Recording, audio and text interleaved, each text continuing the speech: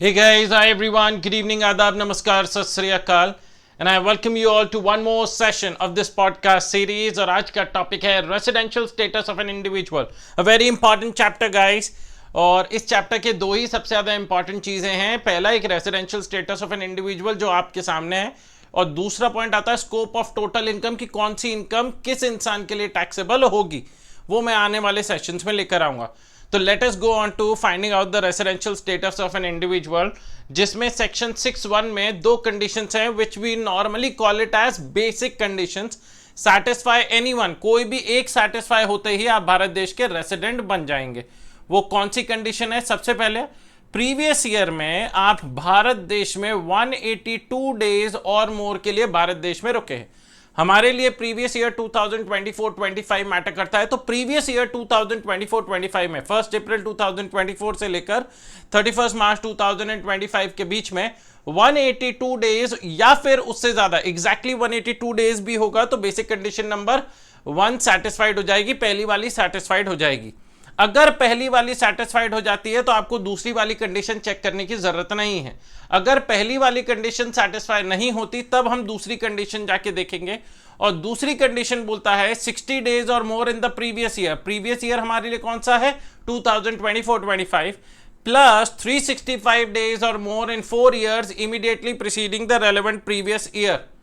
क्या बोला है? 60 दिन तो प्रीवियस ईयर 24-25 में होना चाहिए, और पिछले 4 साल में प्रीवियस ईयर को छोड़ दो, 24-25 को छोड़ दो, जिसमें 60 डेज और मोर है उसको छोड़ दो, उससे पिछले 4 सालों में मतलब 23-24, 22-23, 21-22 एंड 20-21, इन 4 सालों में दोस्तों आपका टोटल 365 डेज और मोर होना चाहिए।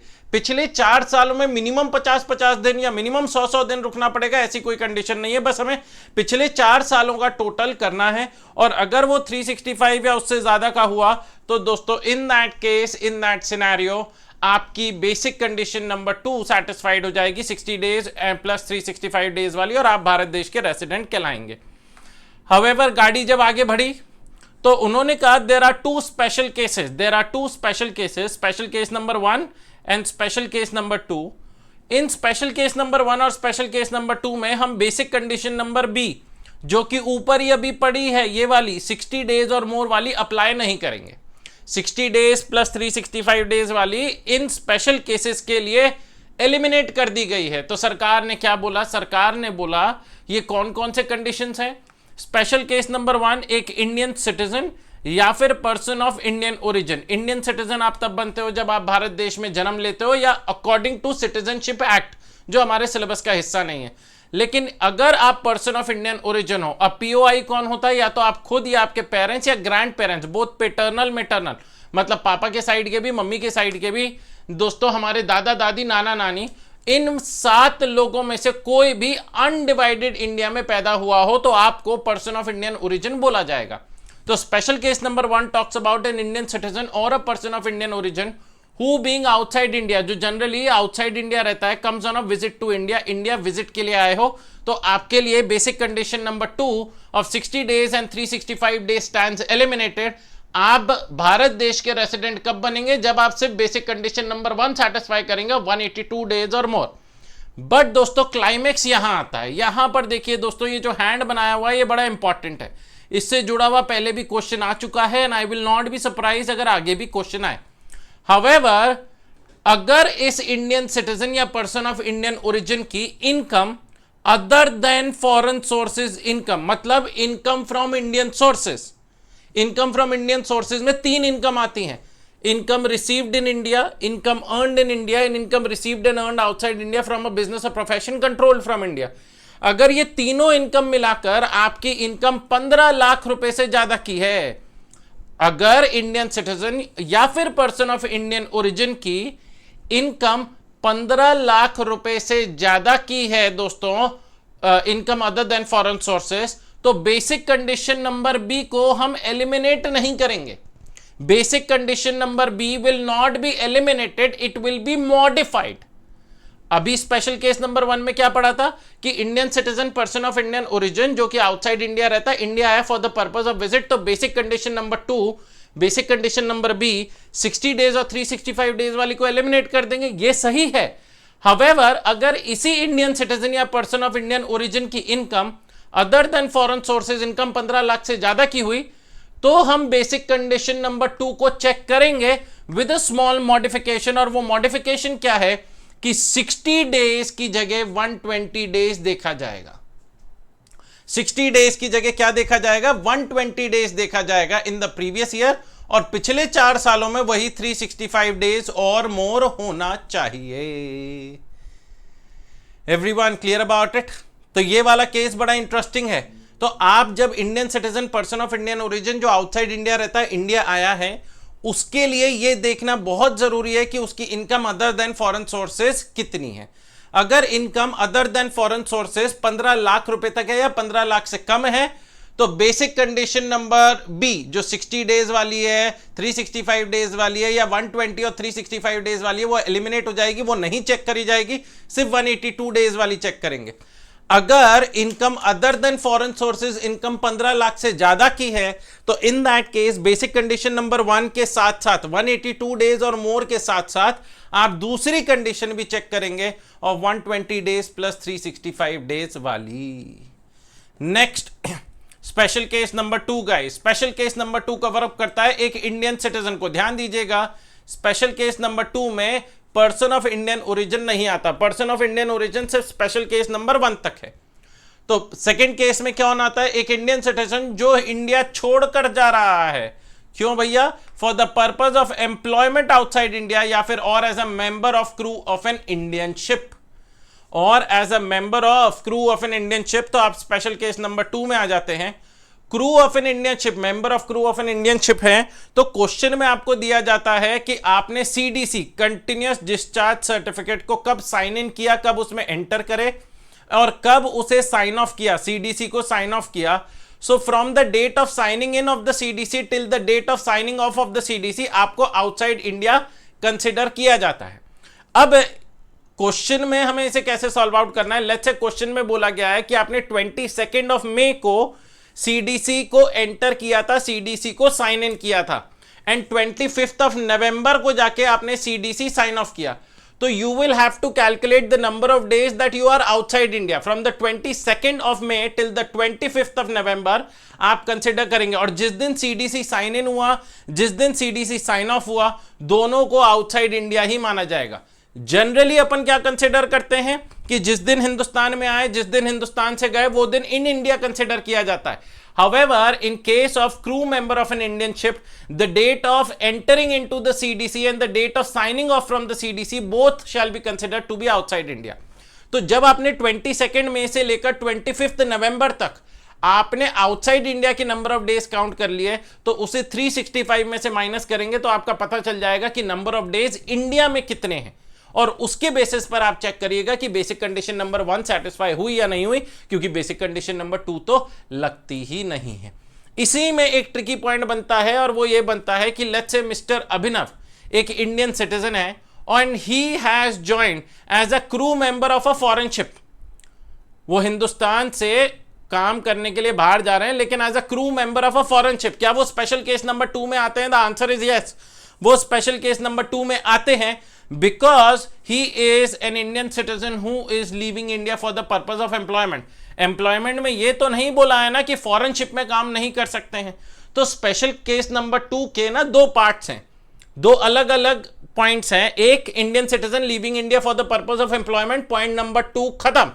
फिर दूसरा आता है एक Indian citizen who is working as a crew member of an Indian ship, और जब आप crew member of an Indian ship होते हैं तो अपन सीडीसी वाला पॉइंट चेक करते हैं। ऑलराइट गाइस, तो sir is it safe to say that there are like 3 special cases? हाँ जी। पहला अपन क्या बोलेंगे, इंडियन सिटीजन और a person of Indian origin who being outside India coming on a visit to India. दूसरा, Indian citizen leaving India for the purpose of employment. And तीसरा, Indian citizen who is working as a crew member of an Indian ship. Alright guys, now next point, interesting point, deemed resident section 61A कहते हैं। Section 61A ने क्या बोला? जो ऊपर पढ़कर आए हो सब भाड़ में जाए। मेरी बात सुनो, अगर आप एक इंडियन ओरिजिन हो, आपकी income other than foreign sources income 15 lakh से ज्यादा की है, and you are not liable to tax in any foreign country. ये बड़ा इंपॉर्टेंट पॉइंट है, क्वेश्चन में आपको हिंट दिया जाएगा कि इस देश में तो ये टैक्सेबिलिटी करते ही नहीं है, इस देश में कोई इनकम टैक्स का प्रोविजन नहीं है। तो कहते हैं deemed resident an Indian citizen plus जिसकी income other than foreign sources income 15 lakh से ज्यादा की है। एंड तीसरा, you are not liable to tax in any foreign country.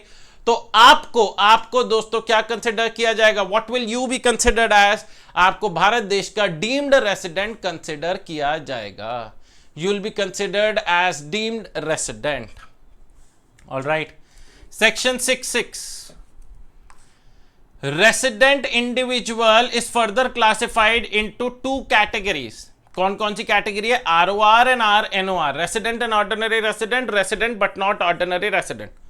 सरकार ने उसके लिए 2 कंडीशंस दी अंडर सेक्शन 6(6), जिसे हम सिंप्लीफिकेशन पर्पस के लिए एडिशनल कंडीशंस बोलते हैं। तो कहते हैं सैटिस्फाई बोथ एडिशनल कंडीशन। अगर आप दोनों एडिशनल कंडीशन सैटिस्फाई करोगे तो आप ROR बनोगे। अगर आपने दोनों में से कोई एक कंडीशन सैटिस्फाई करी या एक भी कंडीशन सैटिस्फाई नहीं करी तो आप in that case will be considered as resident but not ordinary resident. Okay, वो 2 कंडीशन क्या है, resident in India in at least 2 out of 10 preceding years, मतलब प्रीवियस ईयर को छोड़ दो। आपके लिए प्रीवियस ईयर कौन सा है याद रखना है दोस्तों, 2024-25। तो इस साल को छोड़कर पिछले 10 सालों में आपको मिनिमम 2 बार रेसिडेंट होना है। एंड आपका stay in India should be for 730 days और more during the preceding 7 years. वही प्रीवियस ईयर को छोड़ दो, 24-25 को छोड़ दो, 24-25 को छोड़ के पिछले 7 सालों में इंडिया में स्टे 730 डेज और मोर का होना चाहिए। तो आपको हम ROR कह देंगे if both the conditions are satisfied, otherwise RNOR। अब नेक्स्ट पॉइंट आता है मैंडेटरी RNOR, मतलब जिनके लिए आपको एडिशनल कंडीशंस चेक करने की जरूरत नहीं है। अगर ये पॉइंट नंबर 1 या पॉइंट नंबर 2 में आए आप तो आपको मैंडेटरी RNOR ही बोला जाएगा। You will not have to check out the condition specified under section 6(6). पहला, individual falling under 120 + 365 days in 4 years वाली कंडीशन। मतलब दोस्तों आप कौन से वाले सिनेरियो में आ रहे हो, आप ये वाले केस में आ रहे हो।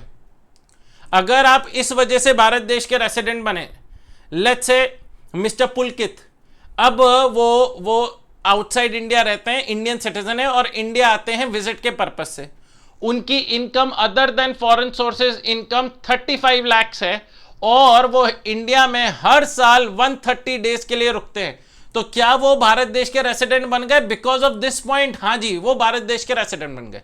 एक Indian citizen visiting India having more than 15 lakh rupees as income other than foreign sources and India में 120 डेज या उससे ज्यादा है, हाँ जी, और पिछले 4 साल का तो 130 × 4, पिछले 4 साल में 520 डेज रुके। मतलब उन्होंने ये वाली कंडीशन सैटिस्फाई कर दी है, सेकेंड कंडीशन सैटिस्फाई कर दी है और वो इस वजह से रेसिडेंट बने, तो पुलकित भाई will be mandatorily considered as resident but not ordinary resident. या फिर आप डीम्ड रेसिडेंट बने। अब डीम्ड रेसिडेंट वाला कौन सा क्लॉज था, सेक्शन 6(1) है, ये वाला पॉइंट दोस्तों, ये वाला deemed resident an Indian citizen हो आप, income other than foreign sources 15 lakh से ज्यादा की and you are not liable to tax in any foreign country. तो आप जब डीम्ड रेसिडेंट बने तो deemed resident is equals to RNOR, resident but not ordinary resident. I hope guys आप लोगों को 100% क्लैरिटी मिली होगी on understanding of this entire provision, पूरा प्रोविजन समझने में guys of residential status of an individual. अगर इसी तरीके से जोर लगा के कलरफुल वे में दोस्तों, और जो हमारी क्लासेस चलती हैं उसमें तो इतने अलग अलग तरीके के मैं एग्जाम्पल्स, केसेस, स्टोरीज बनाता हूं जिसके थ्रू बच्चों को 100% क्लैरिटी रहती है and I hope I could deliver to the best of my ability. अगर आप लोग सब्सक्राइब करना चाहते हैं टू एनी रेगुलर और फास्ट ट्रैक बैच तो आप हमारे ऐप पे सब्सक्राइब कर सकते हैं या वेबसाइट www.srirati-classes.com पे सब्सक्राइब कर सकते हैं for books, test series, hard copy books, regular batch, fast track batch, practice batch, कोई भी चीज, मॉक टेस्ट सीरीज, हम सब कुछ प्रोवाइड करते हैं in order to prepare you in such a fashion कि आप लोगों को दोस्तों कोई भी दिक्कत ना हो इन टैक्सेशन व्हाटसोएवर। ये हमारा दोस्तों कॉन्टैक्ट नंबर है, आप इस पर रीच आउट कर सकते हैं for the best possible services. अगर कोई भी दिक्कत हो तो feel free to reach out on this number and stay tune for one more session of this podcast series. Bye bye, अलविदा एंड टेक केयर।